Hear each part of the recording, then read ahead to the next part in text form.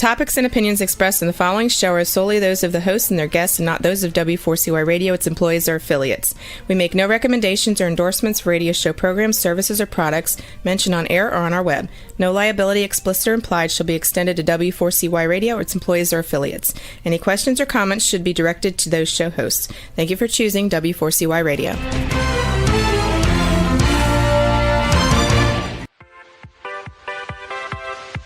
Welcome to the Ask Good Questions podcast, broadcasting live every Wednesday, 6 p.m. Eastern Time on W4CY Radio at W4CY.com. This week and every week, we will reach for a higher purpose in money and life, as well as a focus on health and wellness. Now, let's join your host, Bonita Bell Anderson, as together we start with Asking Good Questions.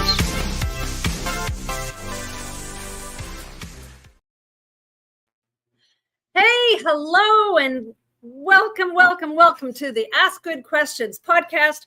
I'm so happy that you're here today with us.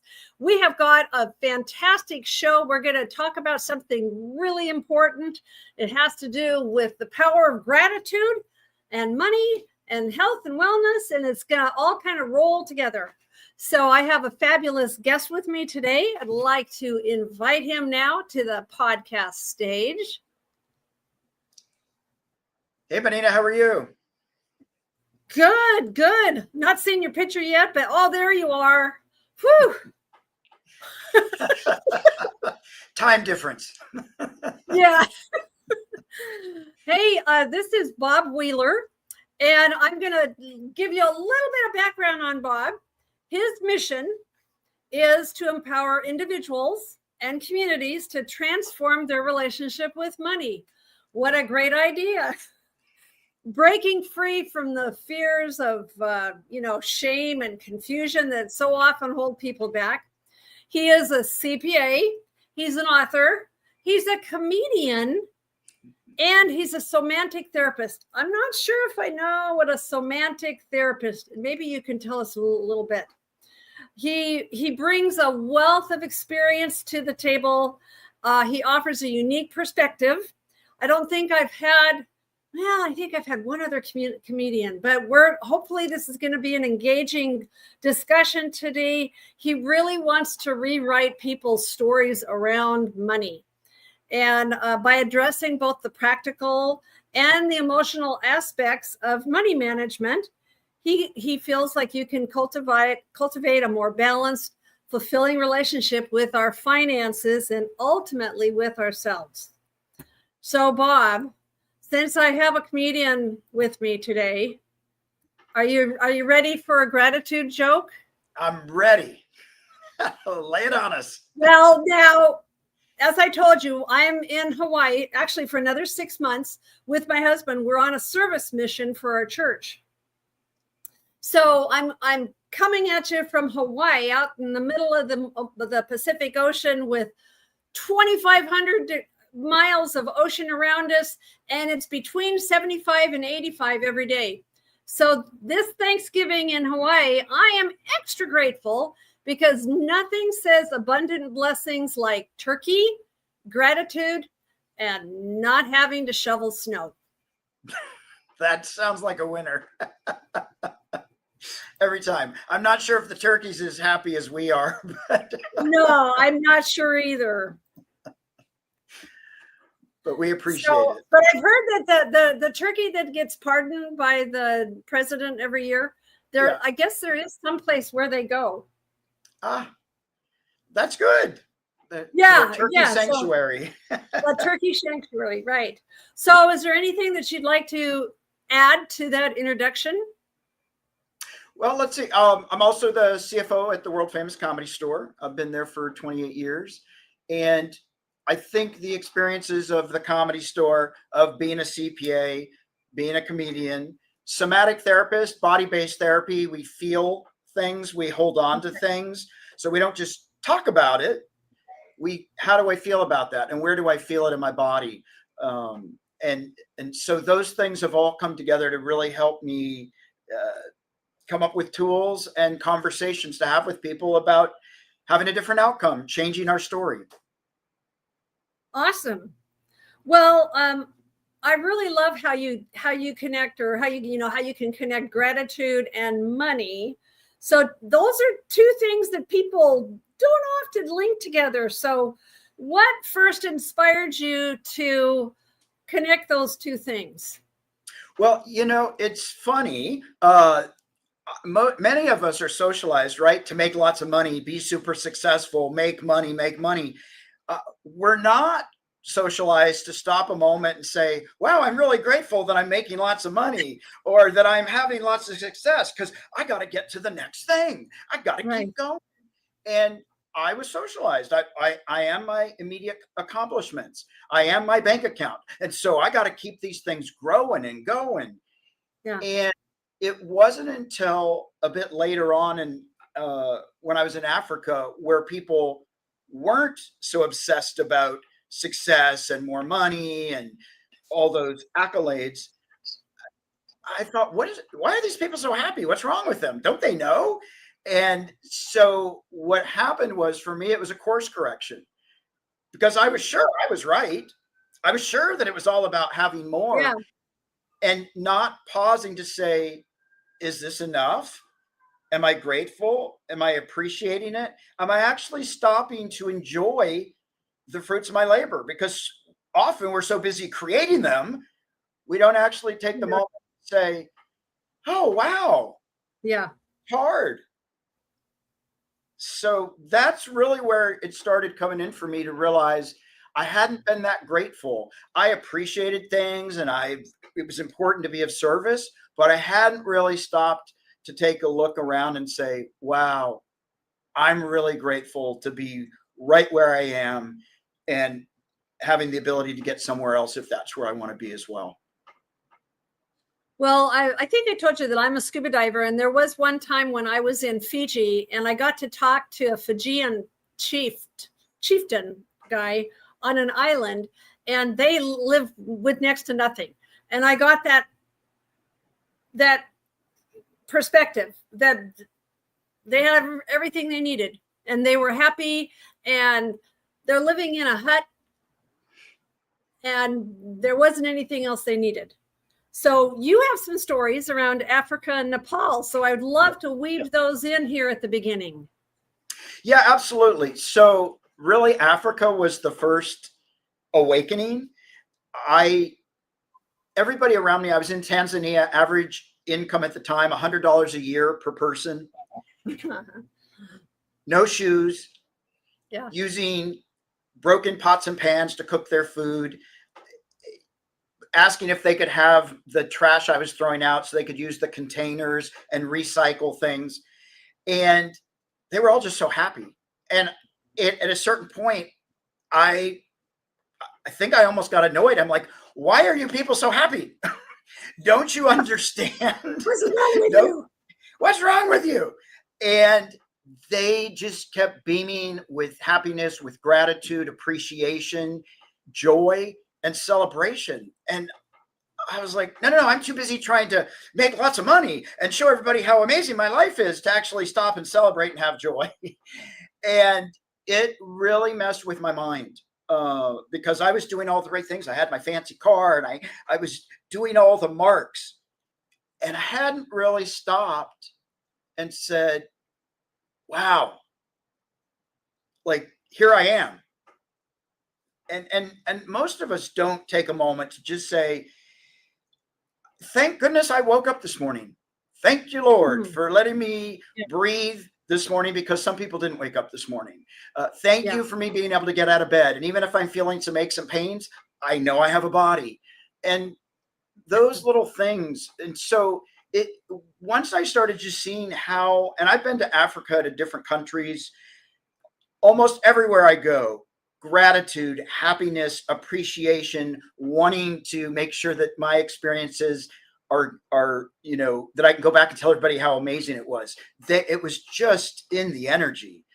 And it was a beautiful lesson for me, because it really shifted my entire focus, taking it out of myself. And even though I'd always been about service in church and different things, actually just saying, wait a minute, it is all bigger than me. And I'm grateful to get to be a part of it and grateful for how I can show up and be of service. Right. Awesome. Same thing in Nepal. Were you trekking in Nepal? So I did a couple of treks to base camp, Mount Everest.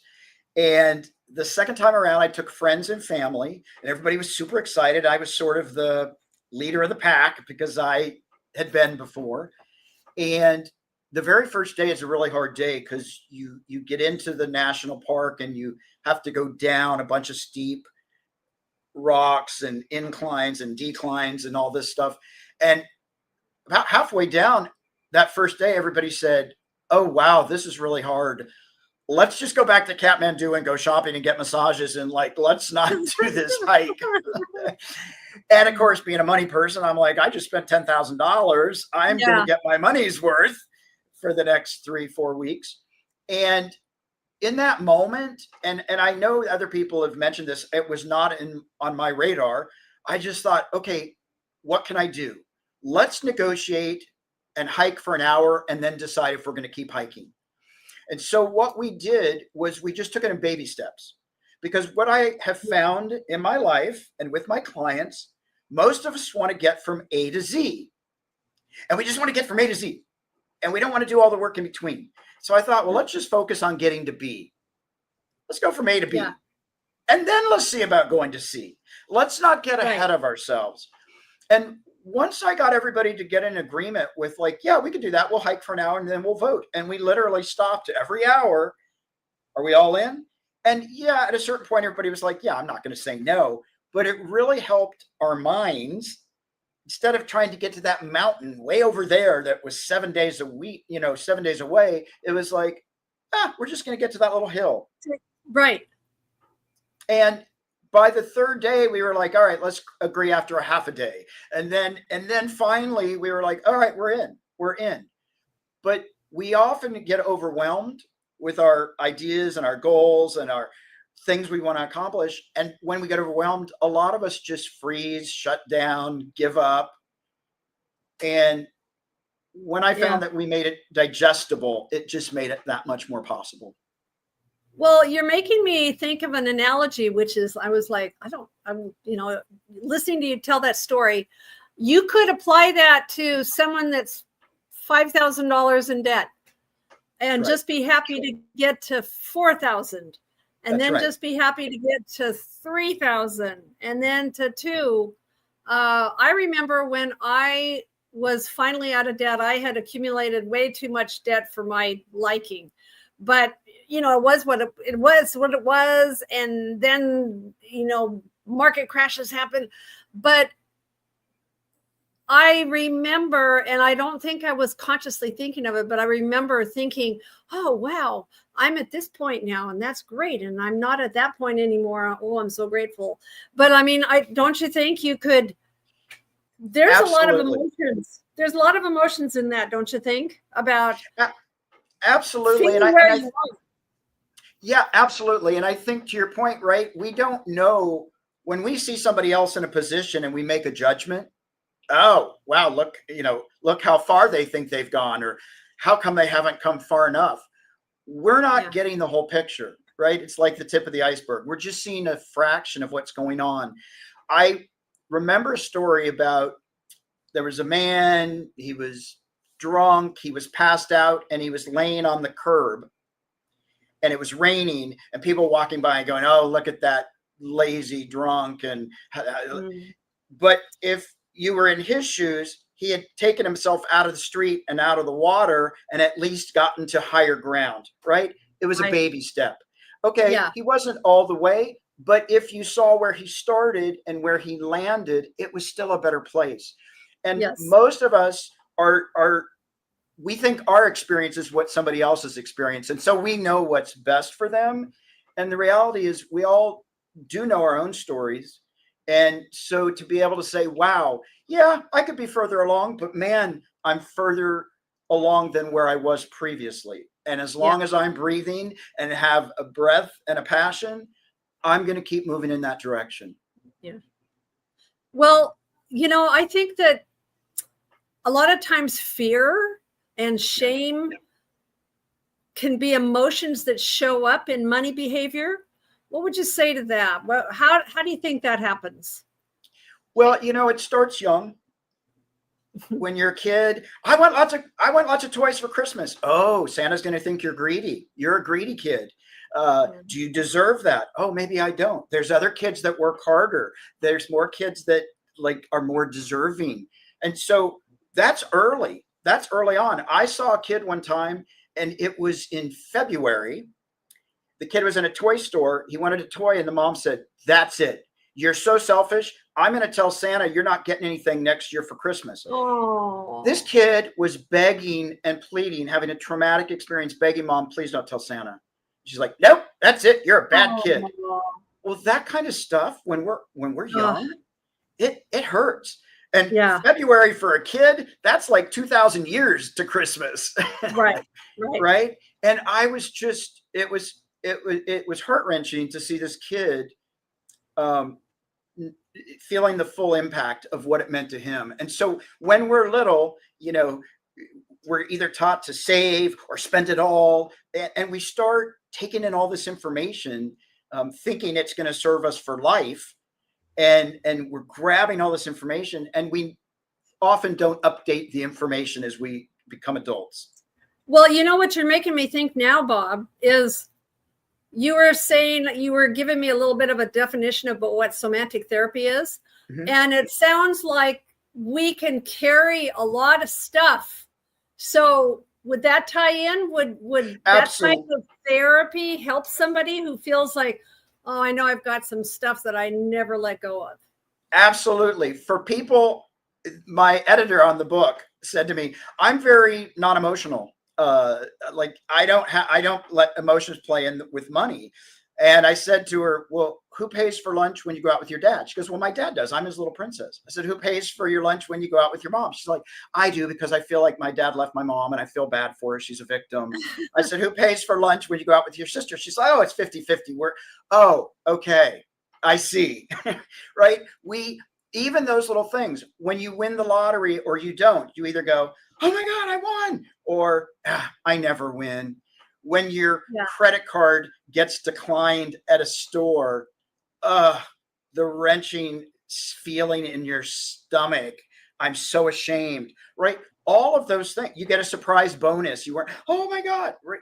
All of that's, we feel it. We feel it. Yeah. So, how can gratitude help shift those heavier emotions? And I think that maybe you might be, we could say, well, maybe a goal would be having a sense of peace or perspective. So is there a way that gratitude could shift something that's pretty heavy? Yeah, absolutely. I think when we start expressing gratitude and focus on gratitude, then money becomes a tool, right? It's not a goal. It's not like, I got to have more. Yeah, I'm grateful. I have enough. I am enough. I have enough. And I don't mind more coming my way, instead of, I got to get more.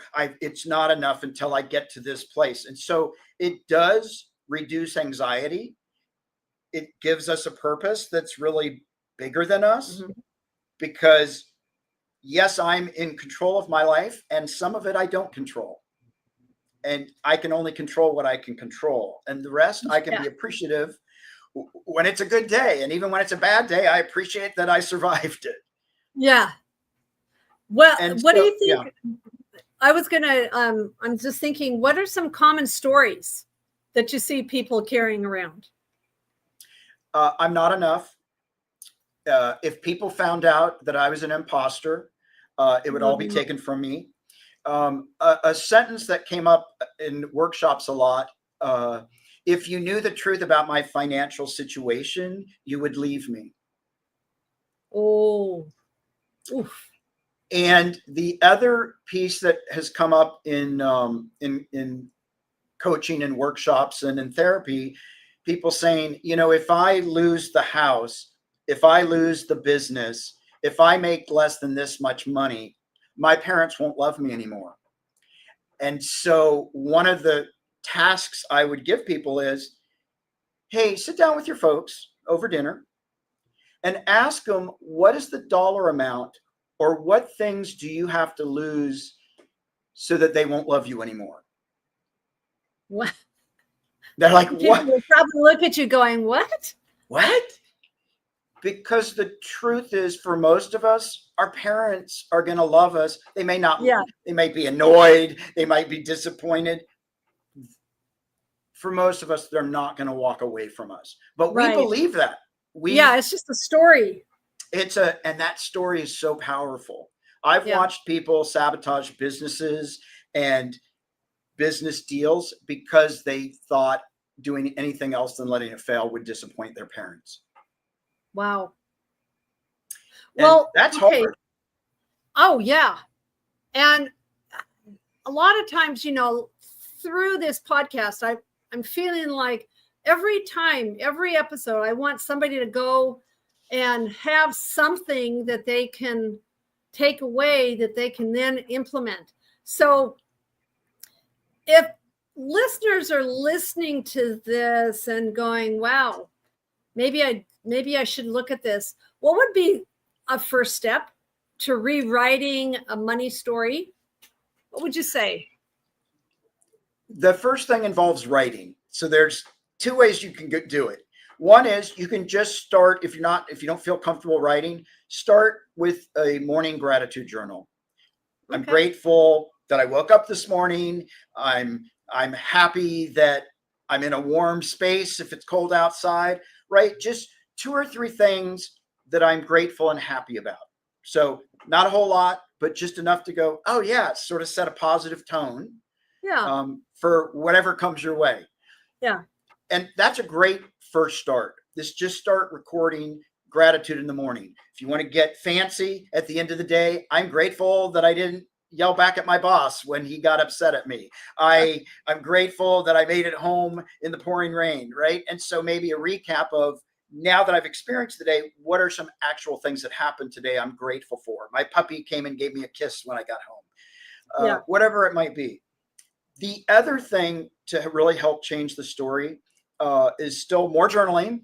I find that really important, is to start writing about, what is my story?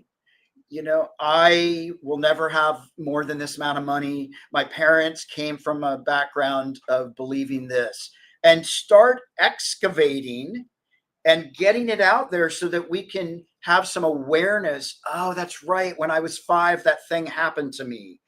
I got so embarrassed. I lost the milk money. I did something in front of a group of people and I was so shamed. And starting to find those stories so we can start to heal them, because we all have a story. It's either fact or fiction, and most of us have created a fiction that doesn't serve us. And so we need to know what's really going on so we can say, is that still serving me? Because I want a different story. I want to feel my gratitude. I want to feel like I have enough, that I am enough. And how do I show up in the world so that I can be of service and come in as a person of light, instead of somebody that, how can I take, but how can I give? That it's making me think that nobody's ever going to change unless they're aware. So it might be, this is like, maybe this conversation today is a first step to even being aware that you can go about every day in a different way. I was also going to tell you about that. I am surprised. 8 years ago, I found something called a 5-year journal. Okay. And basically it's just a few little lines. Anyway, I'm on my 8th year. Every night I have a couple of little lines that I write something about that day. And I barely remember what I did last week, but because I'm on my second 5-year journal, I can look back and go, wow, look what I was doing this year. Look at what I was doing that year. It's really fun to look back and then also just, think about, wow, look at how far I've come. So journaling can be, if you have, that's something that I really love. And 5-year journals are just a journal that has a space and it's set up so that you have 5 years, but it's not overwhelming. It's just a little bit. Little bits. And I don't know if you handwrite it. I'm a big fan of handwriting things. And people say, well, I can type it and this and that. There is data to suggest that when we put pen to paper or pencil to paper, that there's a connection with our brain. And so for me, and it's the way I studied in high school and college, I would write my answers out 5 times. I would just write everything, repetition, because there is a relationship when we're writing it to paper. And so I think that's really important. But that's the first big step. And the questions that I would be asking myself, because this is good questions, right? Yes. Am I willing to do the work? Am I willing to get uncomfortable? Mm. And for me, it's so important to get really curious. Isn't it interesting that I don't think I can make over $5,000 a month? Isn't it interesting that I don't think I deserve a promotion? Isn't it curious that I often spend more than I make? Right? So we're trying not to judge it. We're just trying to get really interested in, why am I doing this? What's the purpose? Wow. Well, so I want to circle back around to like humor and comedy. Yeah. You use humor as a tool, right? I do. Yes. So I really love that. And how does laughter help people let down their guard when it comes to money? What do you think? Well, it's been proven that laughter helps relax the body and puts us in a better place. Laughter is the best medicine. For me, a lot of people take this stuff very serious. When we're talking about people's money and we're talking about debt and we're talking about what they haven't accomplished yet, it's really serious, right? And we're so rigid and tight, and we're about to just crack if somebody were to snap us, right?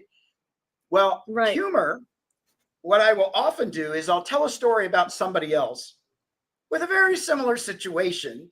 And they're like, oh my God, that's so funny. Oh, that's me. And I'm like, what? Yeah. Oh, I didn't even notice the relationship. And then they're able to laugh about it. And the more we can take ourselves a little bit less serious on these serious things, the better we're going to feel. Because if we're so tight and just bent on proving to everybody how perfectly we've done it and we've presented so well, we don't really allow ourselves to be fully present. Wow. Well, for someone who feels anxious about finances, what could be a simple gratitude practice they could start today? So I think mantras are really great. It could even be something as simple as, I'm grateful that I have finances to be anxious about. Right? For me, it's important to take the current reality and bridge it with the future. So, for example, a lot of people will say, I don't know anything about finances and I never will. I want to take that and rephrase it as, right now, I'm not really comfortable with financial decisions and looking at my finances, and I'm working on doing it differently going forward, so that I can hold the truth of what I'm feeling, my anxiety, and the truth of me wanting to take it to a new place. Wow. You're reframing. Reframing. Absolutely. Right? Yeah.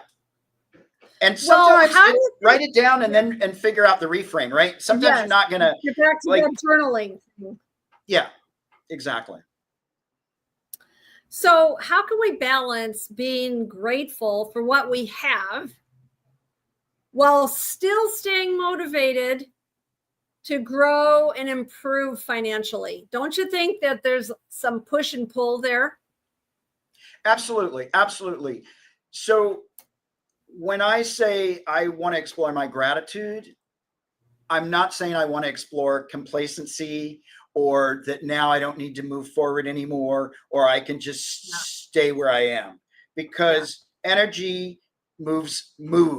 And so I want to keep moving. I don't want to stagnate and go, yeah, I got where I needed to be. I don't need to learn anything else. I don't need to do anything else. Right.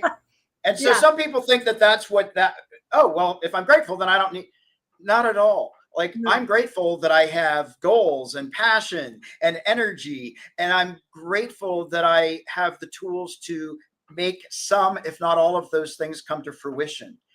And so I just think it's important to not see gratitude as complacency or stagnation, or I don't need to do anything else because I'm comfortable, because even in a comfortable place, we want to still keep our tools Yeah. fresh and our, Well, you're and our making energy. me think, you like we kind of started out talking about being being grateful for where you're at. So you could basically frame this to say, oh, look at how far I've come along this path to that thing that I'm going for. Absolutely. Absolutely. Like, we're learning and doing until the day we die. Yeah. Do you I think hope we are. do you I hope think so. that yeah, me too. I feel like I'm a lifelong learner, right? Absolutely. And do you believe that gratitude can actually influence financial outcomes? Absolutely. Absolutely. Because for me, again, it's about energy. If I have enough, then I'm not desperately trying to make sure this next deal goes through because it will be the end of me or it will close all my paths. If I'm grateful what's already here, more abundance is going to come my way because I'm comfortable with abundance. I'm comfortable with allowing more stuff to come in. And I'm also grateful if this is all that I get. Well, I want to circle back around to the whole somatic therapy thing.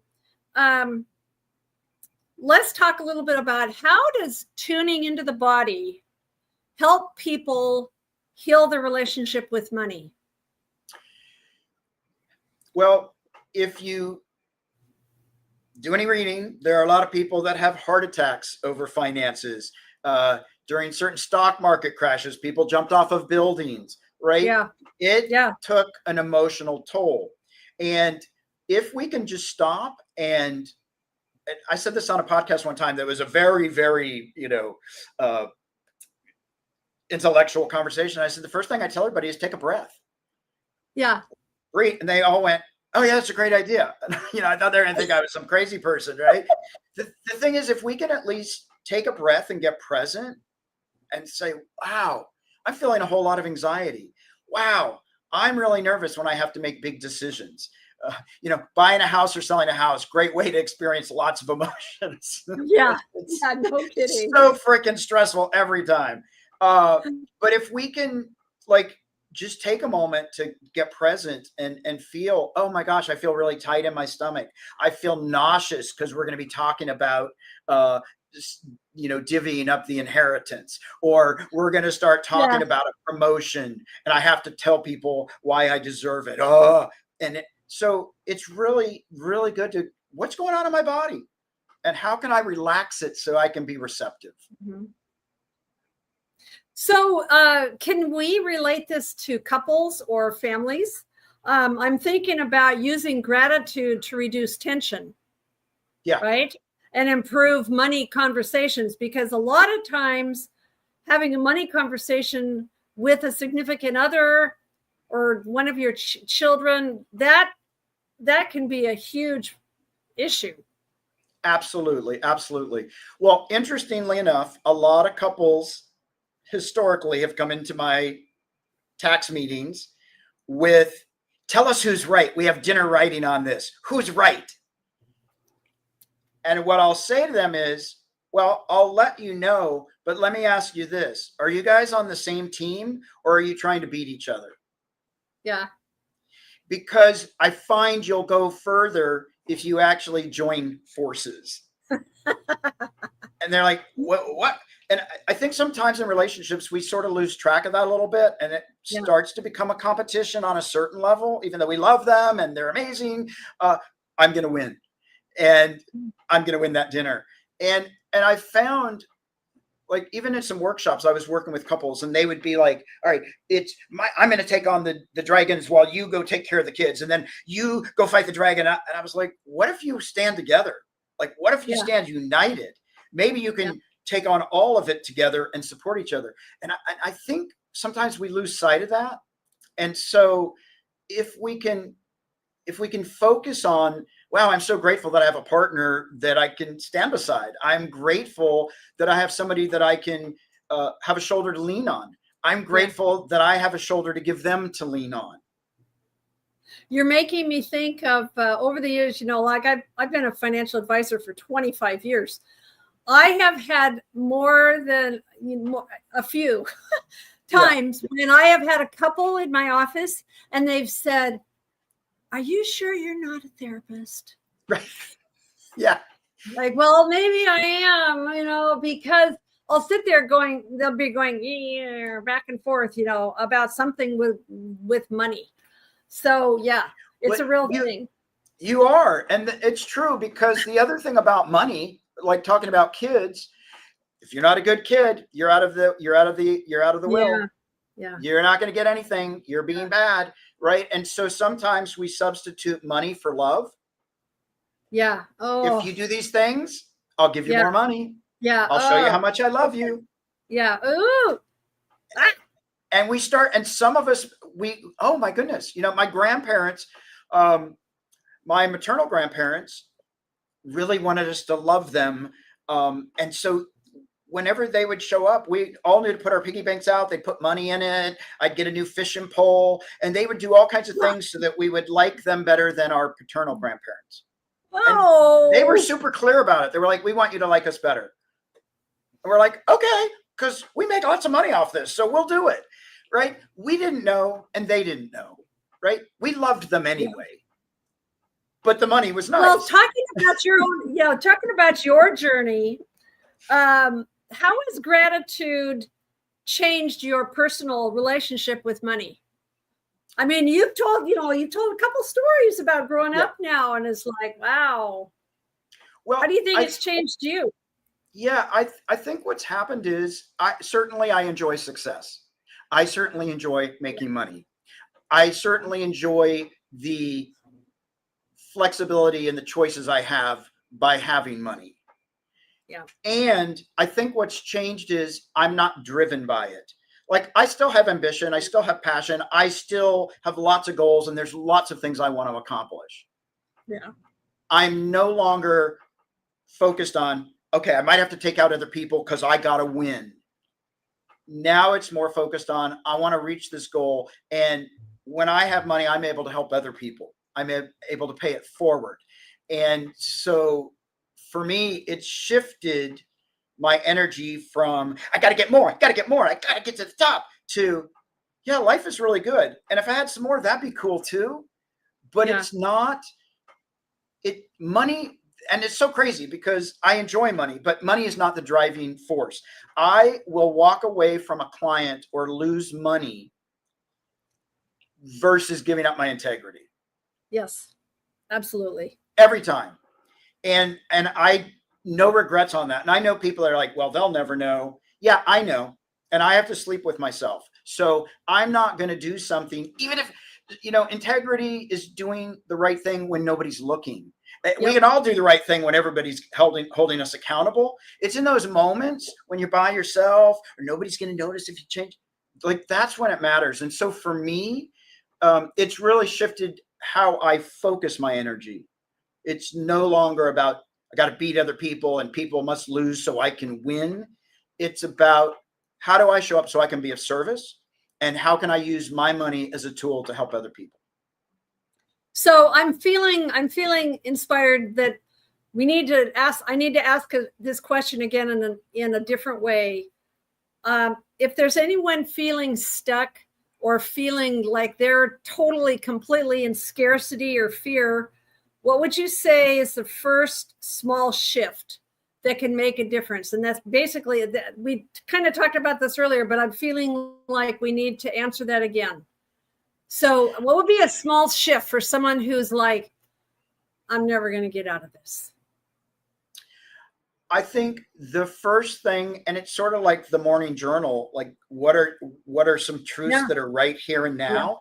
Yeah. Or affirmations. So, more affirmations, so that it might be that if I'm never going to get out of this, wait a minute, I paid my rent this month. I Yeah. bought groceries this month. Yeah. Yeah, I didn't get to buy the ice cream, but I bought my proteins and my veggies, right? Like it can be that simple. I was able to mail a letter today.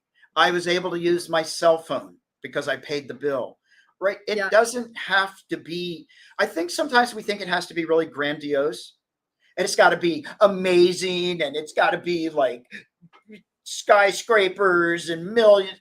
Yeah, sometimes it's as simple as I was able to eat an apple, right? It's not earth shattering, but it's forward movement. And so I think just to start to look around at the little things, because I used to go, yeah, whatever. I'm grateful that I was able to buy something that I have trash that I can throw away, right? Right. Like I think it is easy to get into that mindset of like, oh my gosh, and I've got to get out of here tomorrow. You didn't get there in a day, you're not going to get out of it in a day. So I think No if you can kidding. keep saying to yourself, you know what, this too shall pass. I heard somebody say, the best thing and the worst thing about like some amazing accomplishment or some devastating life event, this too shall pass. Yeah. You're making me think of, there's, I have gone through, well, there's several things in my journey that has informed me being a financial advisor and a lot of mistakes that I've made. How can gratitude help us forgive ourselves? There's another side of this coin, right? How Yeah, can absolutely. gratitude help us forgive ourselves for past financial mistakes? What do you think? Well, I mean, the first thing is I'm grateful for my mistakes because I learned I don't want to do that again. Right? I'm grateful that I didn't have it all come so easy. Yeah. Because when I stumble, I remember that more than when everything comes easy. Yeah. So Yeah. I think to me, to be able to say, yeah, I'm grateful that I made some mistakes. And it is hard often to say, you know what? I forgive myself. Like I didn't have all the tools. I didn't have all the resources. My parents didn't know, not their fault. I did the best I could. Right. Like I did the best I could. And Yeah. and do it. If you've done the best you could, even though you had limited resources or no information, be a little forgiving. Be Yeah. a little kind. I think it's easier for us to advocate for other people. It's easier for us to be kind to other people. And sometimes to just turn it on ourselves and say, yeah, I did pretty good, all things considered. Yeah. And at the end of the day, I'm still here, regardless of all my mistakes. Right. I'm still here. And I still have, as long as I have opportunity to make amends or to keep going forward, like that's all I can do. I can apologize for how I hurt people. I can apologize for missing things. I can apologize for not doing it the best. And I can hold myself accountable, but I'm not going to take myself out for the rest of my life for doing something that I didn't really know what I was doing. Right. Yeah. Yeah. Because I'm not the same person that I was like back in 2008 when the world was in all this financial chaos. I wouldn't make those same mistakes today, but that's because I learned. Right. That's right. That's right. And sometimes it takes 10 times for us to learn it. And then we're like, okay, I got it now. Stop. Yeah. Well, as usual, our time is drawing to a close. I always go, this kind of. I'm like, I thought we were 10 minutes in. I thought. No. Yeah. And okay. so I need to kind of start wrapping this up. I've loved having this time with you. And if listeners could do just one thing, let's kind of end with what's the one takeaway? If listeners could do just one thing today to feel more grounded, grateful, and financially at peace, what would you leave people with? I would lead with be curious. Be curious.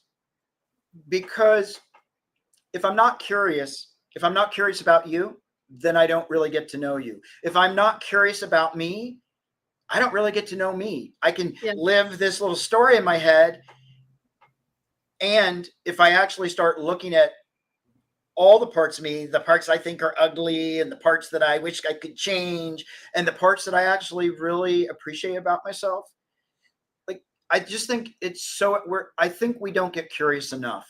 And being a lifetime learner, like you were talking about, I want to keep asking, how can I keep showing up in a way that feels authentic and that feels like I'm being of service without taking myself out?